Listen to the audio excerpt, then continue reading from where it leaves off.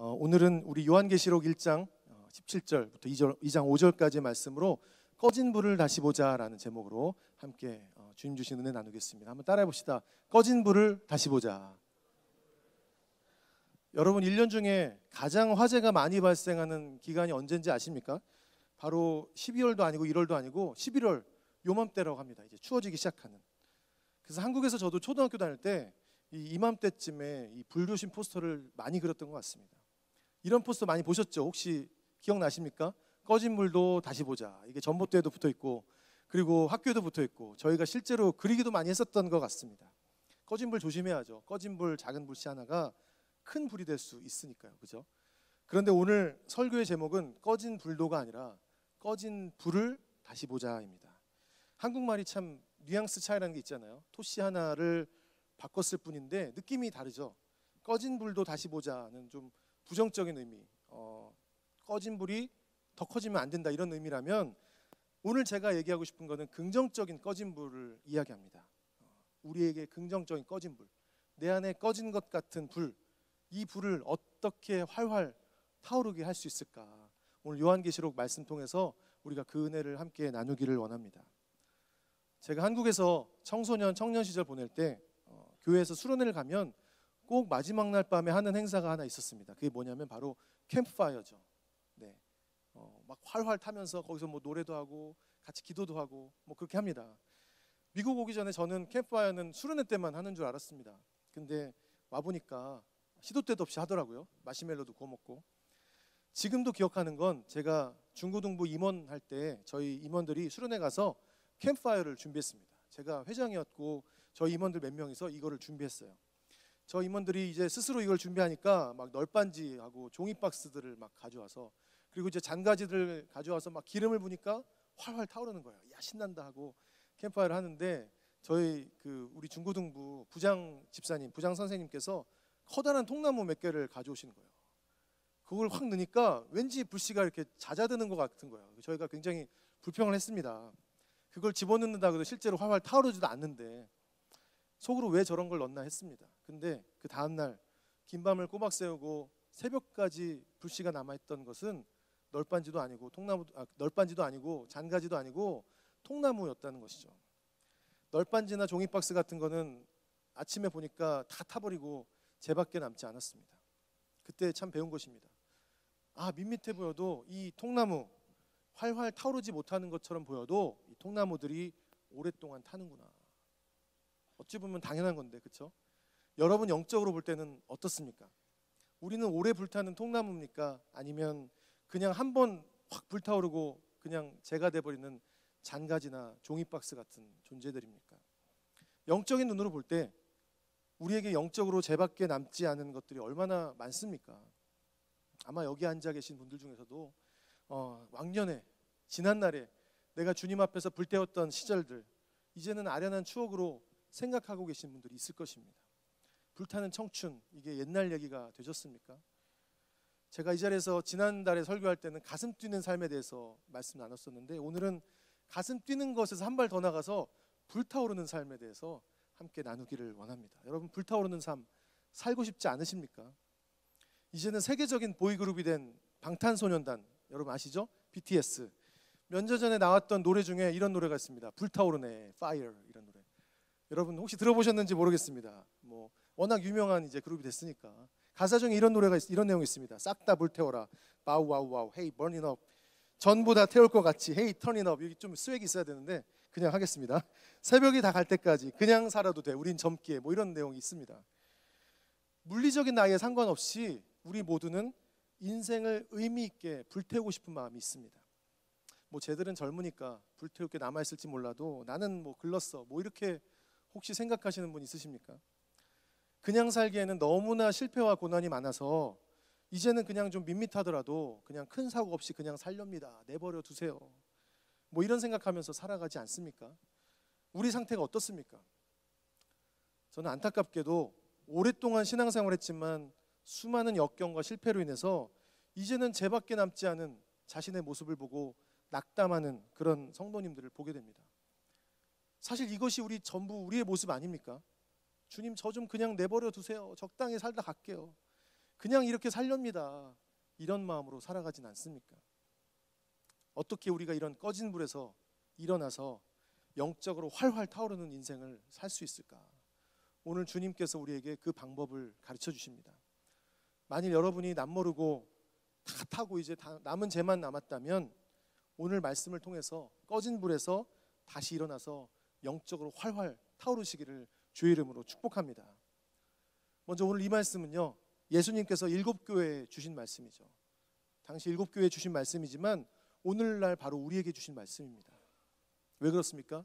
교회는 건물이 아니잖아요. 교회는 믿는 자들의 무리를 말합니다. 더 좁혀 말하면 내가 교회라는 것입니다. 내가 교회. 믿으십니까? 한번 따라합시다. 내가 교회입니다. 옆에 있는 분에게 형제님이 교회입니다. 자매님이 교회입니다. 집사님이 교회입니다. 성도님이 교회입니다. 한번 해봅시다. 네, 성도님이 교회입니다. 여러분 한 사람 한 사람이 교회입니다. 그러므로 이 말씀은 교회 전체에 주는 말씀인 동시에 바로 저와 여러분을 향해서 주신 말씀이라는 것입니다. 근데 오늘 본문 요한계시록의 배경은 어떻습니까? 요한이 그 인생 말년에 이제 반모섬에서 유배를 살고 있었습니다. 근데 놀랍게도 그곳에 바로 주님이 나타나셨습니다. 요한이 너무 두려워서 엎드려 있으니까 주님이 다가오셔서 오른손을 그에게 얹고 말씀하십니다. 두려워 말라.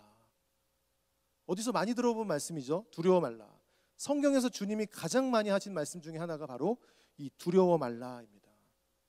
우리 인생이 꺼진 불 같은 인생이라서 두려우십니까? 저와 여러분의 인생이 실패로 끝날 것 같아서 두려우십니까? 오늘 이 말씀 두려워 말라, 이 말씀을 들으시기를 주의 이름으로 축복합니다. 저와 여러분의 머리에 손을 얹고 말씀하시는 그분의 음성을 들으십시오.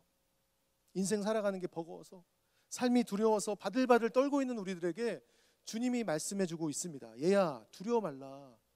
그리고 이제 그분이 말씀하십니다. 오늘 본문 요한계시록 1장 17절 18절 말씀입니다. 다시 한번 읽어보겠습니다. 시작. 그가 오른손을 내게 얹고 이르시되 두려워하지 말라. 나는 처음이요 마지막이니 곧 살아있는 자라. 내가 전에 죽었었노라.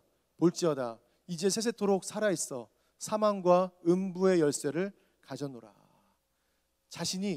예수님 자신이 처음과 나중 그리고 알파와 오메가 되신 살아계신 분이시기에 두려워하지 말라라는 것입니다. 예수님이 사망과 음부의 열쇠도 가졌다는 것입니다. 우리 인생의 모든 것의 주관자 되시고 마스터키를 가지고 계신 분, 바로 예수님. 이 마스터키를 가지신 주님께서 우리 안에 꺼진 불을 보시고 다시 일으키기를 원하십니다. 두려워 말라. 우리의 상태가 어떤지 상관없습니다. 아마 여러분은 지금 꺼져버린 죄가 됐을 수도 있습니다. 근데 나는 주님 만난 사람인데, 나는 봉사도 하고 사역도 하고 섬기기도 하는데 왜 이렇게 내 인생이 이렇게 힘이 없을까? 나는 왜 이렇게 무기력할까? 왜요? 나는 이미 다 타버린 죄가 됐기 때문입니다. 우리 어떻게 해야 됩니까? 꺼진 불과 같이 살아가는 저와 여러분에게 주님께서 우리에게 주시는 사랑의 말씀입니다. 자, 이제 죄밖에 남지 않아서 차가워진 우리의 그 가슴을 붙잡고 고민하는 저와 여러분에게 주님께서 사랑의 말씀을 주십니다. 너 꺼진 불이니 그 꺼진 불을 다시 바라보렴. 네 꺼진 불을 다시 바라볼 때 너를 활활 다시 한번 타오르게 해줄게. 여러분, 우리 안에 이 꺼진 불을 주님께서 타오르게 하실 줄 믿습니다. 우리 안에 이 꺼진 불을 다시 한번 활활 타오르게 할 수 있는 비결은 무엇인가? 첫 번째는 가장 중요한 것이 무엇인지 기억하는 것입니다. 한번 따라합시다. 가장 중요한 것이 무엇인지 기억하라. 자, 오늘 본문에서요, 주님이 이제 에베소 교회, 7교회 중에 첫 번째 교회입니다. 에베소 교회 말씀하십니다. 요한계시록 2장 2절 3절 말씀 우리 한 번 더 다시 읽겠습니다. 시작. 내게 내 행위와 용납하지 아니한 것과 자칭 사도라 하되 아닌 자들을 시험하여 그의 거짓된 것을 내가 드러낸 것과 또 내가 참고 내 이름을 위하여 견디고 게으르지 아니한 것을 아노라. 아멘. 주님이 너의 행위를 안다고 말씀하십니다. 너의 수고도 안다. 너의 인내도 안다. 많은 이단들의 유혹을 물리치고 고난을 견디고 네가 게으르지 않은 거 내가 다 안다. 교회에 한 얘기지만 실은 우리 각자에게 한 얘기인 줄 믿습니다. 주님이 우리의 모든 행위, 모든 수고, 모든 인내를 다 보고 계시다는 거예요. 그리고 다 알고 계시다는 것입니다. 우리 인생 안 보는 것 같지만 주님이 다 보고 계십니다. 여러분 믿으십니까? 에베소 교인들, 이 정도면 얼마나 놀라운 신앙입니까?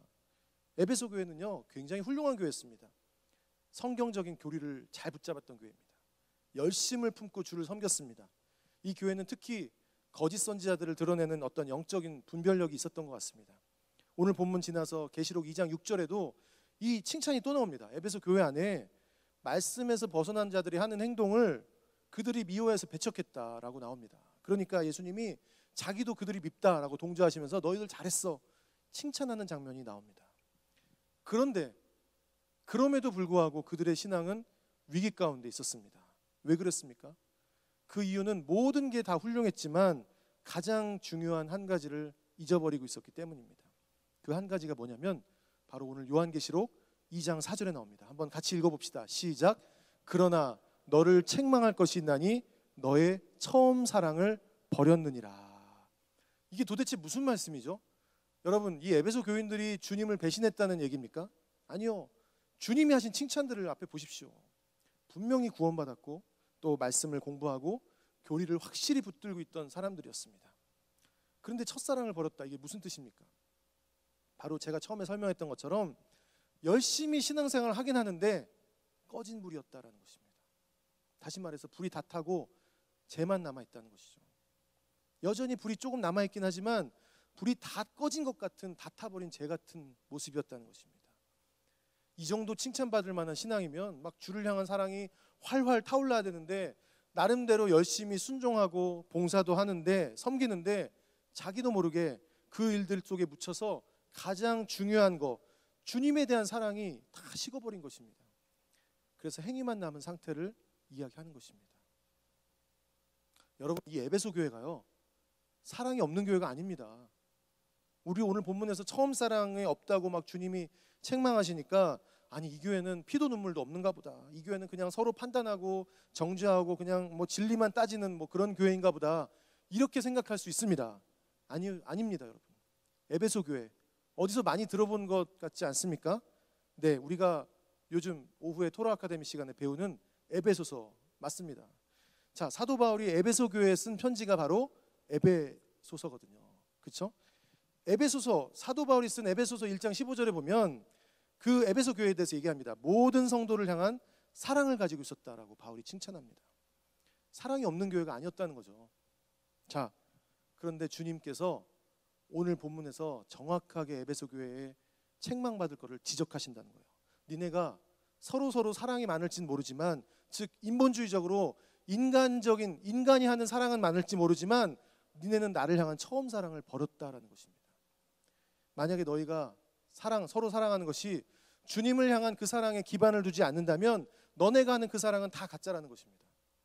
만일 우리가 다른 모든 것을 다 비추고 다른 모든 사람을 섬기고 이웃을 돕고 가정교회를 섬기고 수많은 봉사를 한다고 해도 우리가 예수 그리스도를 비추지 않았다면 그 사랑은 다 가짜라는 것입니다.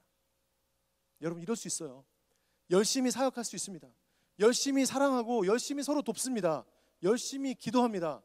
그런데 그렇게 바쁘다 보니까 너무 바빠서 주님과의 뜨거운 사랑을 다 잊어버리는 거예요. 아마 에베소 교인들이 이랬던 것 같습니다. 주님의 음성을 한번 들어보십시오.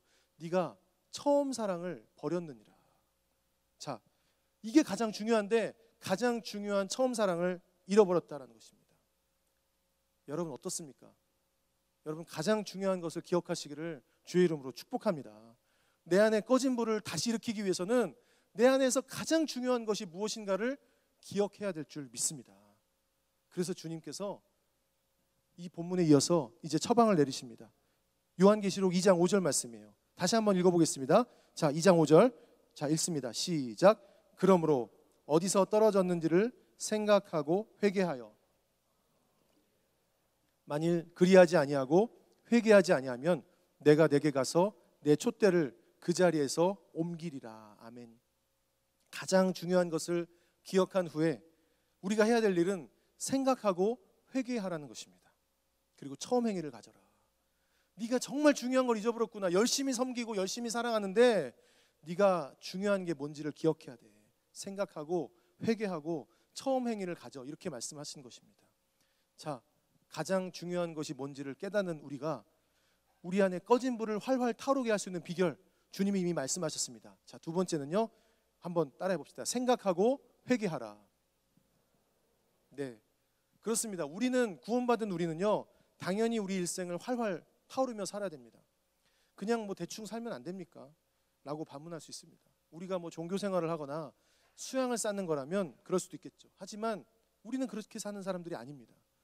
우리는 하나님께로부터 영원한 생명을 받은 자들, 그렇기 때문에 우리는 활활 타오르며 살도록 디자인되어 있습니다. 우리의 영이 죽었다가 다시 살아났죠. 허물과 죄로 죽었던 우리를 살리셨도다. 우리는 하나님의 자녀가 되었습니다. 그리고 우리는 영원한 생명을 가졌습니다. 여러분 믿으십니까?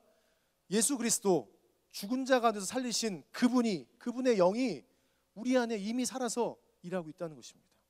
그분은 영원히 우리와 함께 하실 것입니다. 그분이 우리의 삶을 활활 타오르게 하실 줄 믿습니다. 이렇게 우리의 삶과 함께 하시는 주님께서 권면하십니다. 생각해라. 생각해라. 다시 말하면 우리 인생의 지난 날들을 생각해 보라는 거예요. 돌아보라는 것입니다. 기억하고 추억해 보라는 것입니다. 요즘 뭐 SNS, 페이스북 같은 거 보면요, 1년 전 오늘, 2년 전 오늘 막 이렇게 자동으로 뜨더라고요. 저도 의도적으로 이렇게 지난 날을 떠올리는 시간을 갖습니다. 예를 들면 지금이 11월이면 작년 11월에 내가 뭐 하고 살았지? 재작년 11월에 내가 어떻게 살고 있었지?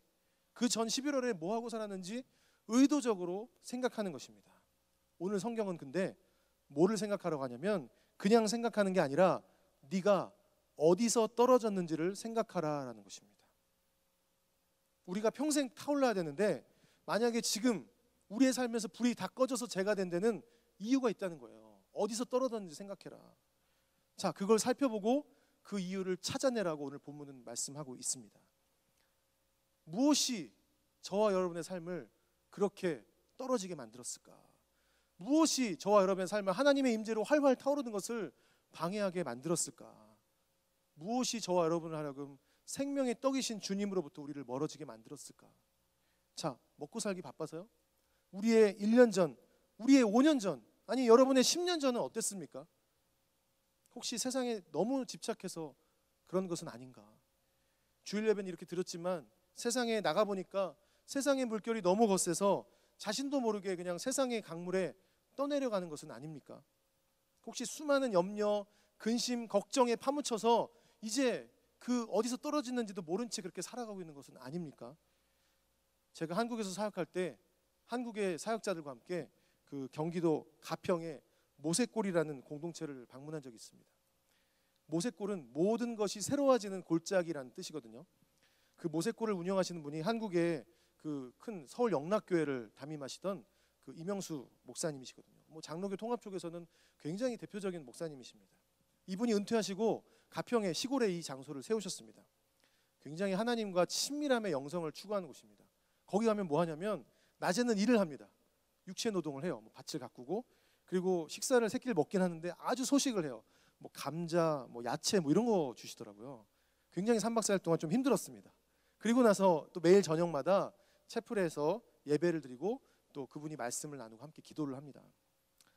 그분께 저희가 여쭤봤습니다. 왜 이 사역을 시작하셨느냐 여쭤보니까 어느 날 본인이 도시에서 목회하는데 세상의 소리들이 너무너무 많다는 느낌을 받았다는 것입니다. 어딜 가나 소리가 있고 간판이 있고 어딜 가나 사람들이 있고 막 소리친다는 거죠. 자신한테 나를 이용하라, 나를 와라, 나에게 와달라, 내 소리를 들어봐. 그런데 놀랍게도 그 소리 어디에도 하나님이 계시지 않다는 것을 불현듯 그 목사님이 느꼈다는 거예요. 그래서 그 소리들에서 빠져나가기를 원해서 내면에서 말씀하시는 하나님의 음성을 더 잘 듣기 위해서 이 모세골 공동체를 세웠습니다라고 말씀하시더라고요. 여러분, 우리의 지난 날들을 한번 생각해 보시고 살펴보십시오. 무엇이 우리의 삶에서 불을 뺏어갔습니까? 활활 불타오르던 그 시절은 도대체 어디로 갔습니까? 혹시 자녀에 대한 집착, 그것이 그 불을 뺏어가진 않았습니까?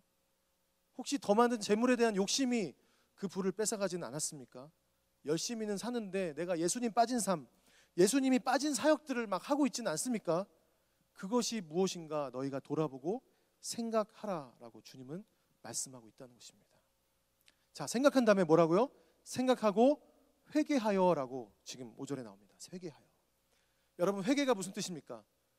회라는 한자는 돌이키다라는 뜻입니다. 마음을 바꾸는 것, 잘못을 뉘우치는 것입니다. 나도 모르게 내가 날 구원하신 주님을 비추는 것이 아니라 다른 것을 비추는 내 모습을 보고 내 마음에 활활 타올랐던 그 하나님의 은혜가 이제는 식어버려서 죄가 된 것을 발견하고 이제 너는 마음을 돌이켜서 주님께 나가라는 것입니다. 여러분 신약 성경에 나오는 탕자 기억하십니까? 탕자가 어떻게 아버지께로 다시 돌아가서 다시 그 아들의 축복을 받았는지 기억하시죠? 나갔더니 고난을 받았습니다. 고난 받았더니 자신의 처지를 깨달았다는 것입니다. 생각한 거죠. 생각해 보니까 내가 내 마음이 다 타버려서 죄가 돼버렸구나. 자신의 상태를 생각하며 보게 된 것입니다. 그리고 나서 그 탕자는 이렇게 후회합니다. 내 아버지 집에는 양식이 풍성한 일꾼들이 얼마나 많은데 나는 여기서 굶주려 죽는구나. 돌이켜서 생각해 보니까 내 아버지 집에는 머슴들도 배부르게 먹고 그렇게 하는 곳인데 아들인 내가 여기서 이제 굶어 죽는구나 깨달은 것입니다. 마음 가운데 생각을 하게 됐죠. 자, 그렇지만 그 깨달음이, 그 생각이 그 아들을 변화시키지 않았습니다. 무엇이 그를 회복시켰습니까? 성경은 이렇게 기록합니다. 누가복음 15장 20절 말씀입니다. 한번 화면 보고 읽어보겠습니다. 시작. 이에 일어나서 아버지께로 돌아가니라. 여러분, 아버지께로 돌아가니라. 이것이 바로 회개입니다. 회개. 돌아가는 것. 회개는 그냥 깨닫는 것에서 끝나는 것이 아니라 깨닫고 돌이키는 것을 말합니다. 아버지께로 돌아가는 것. 오늘 본문 5절에 회개하여, 이 회개하다는 단어의 헬라 원어가 에타노에세스라는 단어인데 이 단어는 돌아서다, 돌아가다 이런 뜻입니다. 완전히 마음이 변화되는 것, 완전히 내 마음이 돌이켜지는 것. 그런즉 예수 그리스도 안에서 새로운 피조물이라 이전 것은 지나갔으니 보라 새 것이 되었도다. 믿으십니까? 돌아가는 것. 단순히 마음의 변화만 의미하는 것이 아니라 구체적으로 우리의 삶의 방향을 바꾸는 것을 의미합니다. 회개. 한 인간이 완전히 죽고 새로운 인생과 삶으로 돌아서는 것을 의미합니다. 우리의 모든 인격을 통해서 그 열매 맺는 삶, 주님 닮아가는 삶을 살아가는 것, 그것이 바로 회개라는 것입니다. 여러분, 우리를 살리신 그 주님 앞에 날마다 회개하시기를 주의 이름으로 축복합니다. 에베소 교회인들이 눈에 보이는 사랑은 많을지 몰라도 회개가 빠진 사랑을 하지 않았냐는 것입니다. 힘으로 하는, 내 힘으로 하는 사랑은 한계가 있잖아요. 저도 제가 저에게 맡겨진 성도님들을 내 힘으로 사랑하려고 하다 보면 못하겠더라고요. 한계가 있습니다. 안 되더라고요. 제가 기도하며 회개하며 나갈 때 그때 하나님이 주시는 사랑의 열매가 맺혀지는 것을 보게 됩니다. 주님이 오늘 에베소 성도들에게 너희는 회개하라 이 메시지를 주시는 것입니다. 너희들이 예수님을 영접할 때만 회개하는 게 아니라 너희가 하나님의 자녀가 된 이후에도 끊임없이 계속 너희는 회개해야 된다는 것입니다. 그래야 우리는 주님께 대한 첫사랑, 첫 마음을 잃어버리지 않고 살 수 있다는 것입니다. 그래서 주님 우리에게 말씀을 주고 계십니다. 회개하라. 돌이켜라. 세상에 대한 집착이 너를 다 타버리겠다면, 그래서 네가 죄만 남았다면, 네가 염려와 걱정과 근심으로 살아가고 있다면 회개해라. 돌이켜라. 돌아서라. 자녀에 대한 집착, 재물에 대한 욕심이 네 마음에 불을 꺼버렸다면 그것들을 뒤로하고 돌아서라. 회개해라 라고 주님이 말씀하고 있다는 것입니다. 여러분, 일어나서 아버지께 돌아가시기를 주의 이름으로 축복합니다. 회개하지 못한 죄가 우리 마음에 불을 타오르지 못하도록 덮고 있다면 주님 앞에 그 죄를 내어놓으시기를 주의 이름으로 축복합니다. 지난날 생각하고 날마다 회개할 때 우리 속에 있는 그 꺼진 불에서 다시 한번 우리 인생이 활활 타오르는 인생이 될 줄 믿습니다. 자, 마지막으로 우리 안에 꺼진 불을 어떻게 다시 활활 타오르게 할 수 있을까? 세 번째는 처음 행위를 가지라는 것입니다. 한번 따라합시다. 처음 행위를 가지라. 자, 오늘 본문에서 요한에게 주님께서 자기를 어떻게 소개하시는지를 오늘 본문 앞쪽으로 가서 다시 한번 살펴보겠습니다. 자, 요한계시록 2장 1절 말씀입니다. 같이 읽습니다. 시작. 에베소 교회의 사자에게 편지하라. 7 금촛대 사이를 거니시는 이가 이르시되. 자, 오른손에 7 별을 붙잡고 7 촛대 사이를 거니시는 이 누구일까요? 무슨 뜻입니까? 그 답이 바로 그 요한계시록 앞에 1장 20절에 나옵니다. 1장 20절 말씀 한 번 더 읽어보겠습니다. 시작. 7 별은 일곱 교회의 사자요 일곱 촛대는 일곱 교회니라. 자, 그러니까 이 말씀의 뜻은 뭡니까? 주님이 교회의 사자들을 오른손에 잡으시고 주님이 지금도 교회를 거니며 살피신다는 뜻입니다. 자, 그렇습니다. 여러분, 교회의 주인은 주님이십니다. 그분은 우리의 모임인 이 교회를 우리의 손을 붙들고 우리를 살피시고 계시다라는 것입니다. 다시 말해서 그분은 저와 여러분 한 사람 한 사람을 살피시고 계십니다. 우리가 현실 가운데 경험하는 모습이 아무리 초라해 보이더라도, 아무리 연약해 보일지라도 예수님께서 우리 안에 계시기 때문에 우리는 금촛대와 별이라고 주님은 약속하십니다. 그런데 오늘 본문에 이 계시록 2장 1절 말씀에 일곱 촛대가 바로 교회다라고 했습니다. 근데 구약의 성전에서는 이 촛대가 등잔으로 표현되어 있습니다. 그런데 이 성전에 보면요, 성전에서 등잔에 대한 흥미로운 사실이 있습니다. 성전의 등잔이 왜 필요하죠? 자, 그 등잔들이 오직 한 가지를 비추기 위해서 존재합니다. 그게 뭐냐면 바로 제사상 옆에 있는 진설병들을 비추기 위해서 등잔이 존재합니다. 여러분, 진설병이 뭡니까? 떡이죠, 떡. 우리는 나중에 신약 성경에 와서 복음서를 통해서 이 떡이 바로 주님의 몸을 상징한다는 것을 배웠습니다. 여러분, 등잔의 역할은 떡을 비추는 것입니다. 그렇다면 오늘 본문에서 촛대로 표현된 교회의 역할은 뭡니까? 한 가지밖에 없어요. 예수님을 비추는 것입니다. 주님을 나타내는 것입니다. 하지만 에베소 교회는 이 주님을 나타내는 것, 이걸 해야 되는데 너무나 많은 일에 둘러싸여서 이 본분을 잊어버리고 있었다는 것입니다. 오늘날 교회도 마찬가지 아닙니까?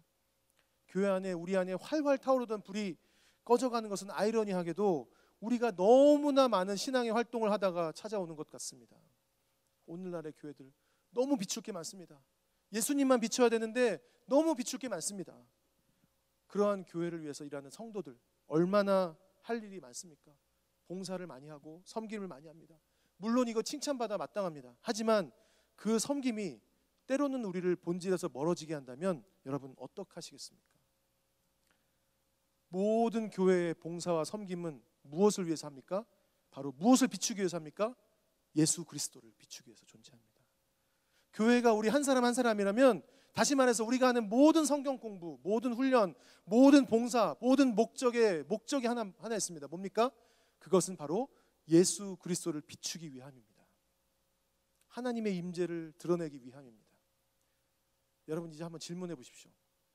여러분의 모든 봉사, 여러분의 모든 섬김, 그리고 모든 훈련을 통해서, 아니 여러분의 삶을 통해서 예수 그리스도가 드러나고 비춰지고 있습니까? 하나님의 임재가 나타납니까? 그 모든 삶의 목적을 재점검하기 위해서 주님이 말씀하십니다. 네가 돌아봐라. 어디서 떨어졌는지 돌아보고 생각하고 회개하라. 돌아서라는 것입니다. 그리고 거기서 끝나는 것이 아니라 내 인생에 너희가 다시 찾아와야 될 것이 있다는 것이죠. 뭡니까?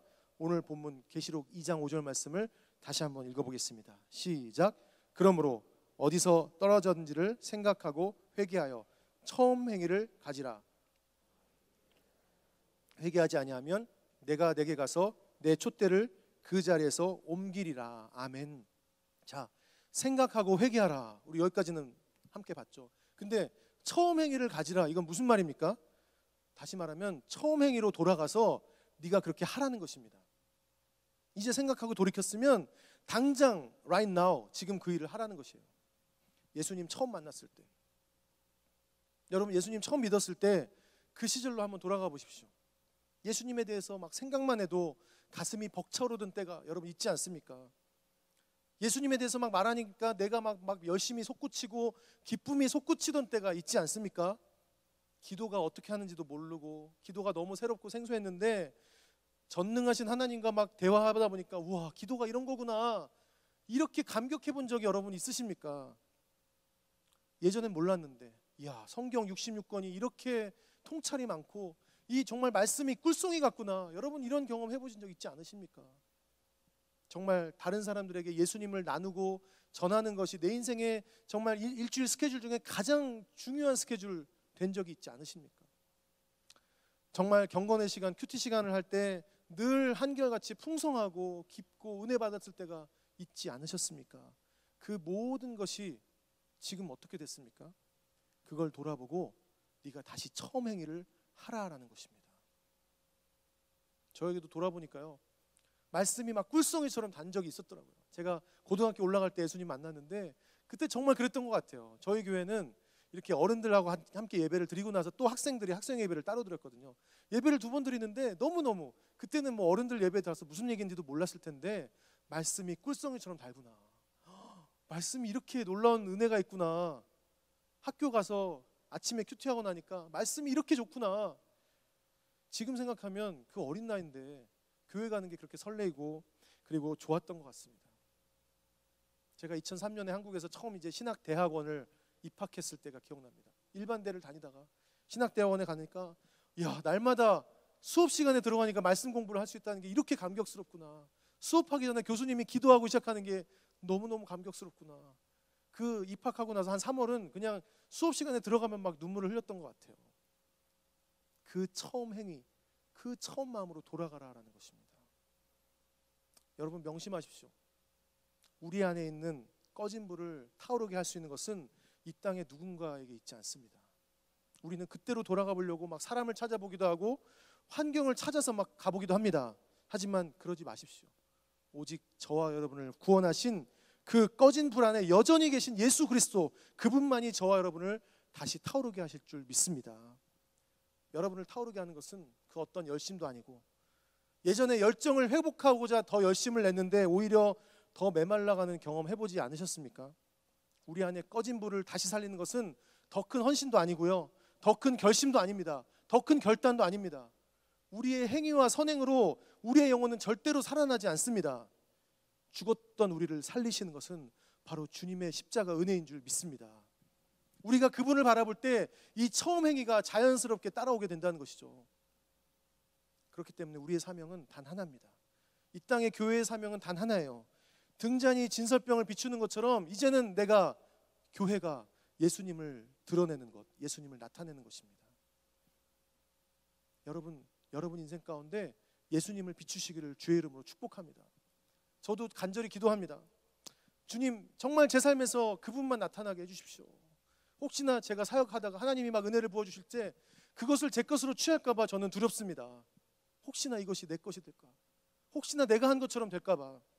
오늘같이 이렇게 주일 설교하는 날엔 보통 때도 이렇게 체육관에 가서 담임 목사님 하시듯이 이렇게 같이 인사하는데, 이런 날은 제가 좀 이렇게 피해 갑니다. 혹시나 내가 교만해질까 봐, 혹시나 내 교만이 불쑥불쑥 올라온다는 것을 너무나 잘 알기 때문에 그렇습니다.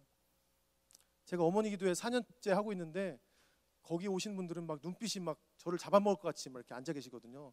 그래서 그 설교를 할 때가 너무 부담돼요. 그리고 나서 하나님께서 그냥 뭐 어쩌지 모르게 막 하는데 하나님이 참 큰 은혜를 주십니다.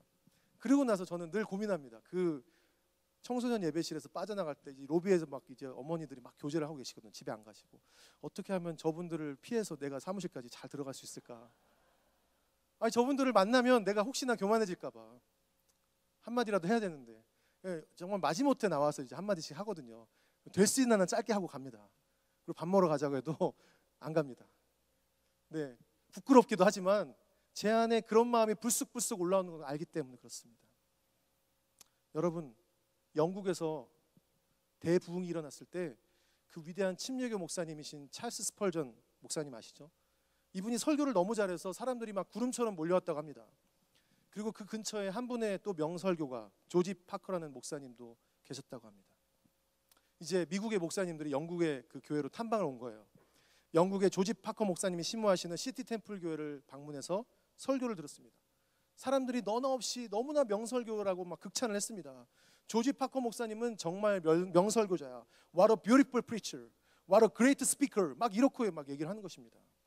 자, 그리고 그날 밤 그들은 그 유명하다는 찰스 스펄전 목사님이 설교하시는 메트로폴리탄 타버나클 교회로 이동했습니다. 그리고 그들이 그 스펄전 목사님의 말씀을 듣고 예배가 끝났을 때 그들은 하나같이 이렇게 외쳤다고 합니다.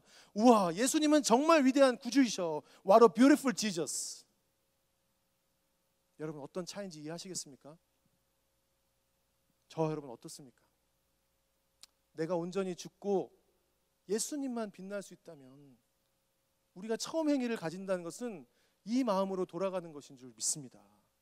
그 마음이 바로 우리를 처음 구원하셨을 때 그 첫사랑, 나 같은 죄인 살리신 그 은혜에 놀라워 감격스러워 주 앞에 나갔던 그 마음인 줄 믿습니다.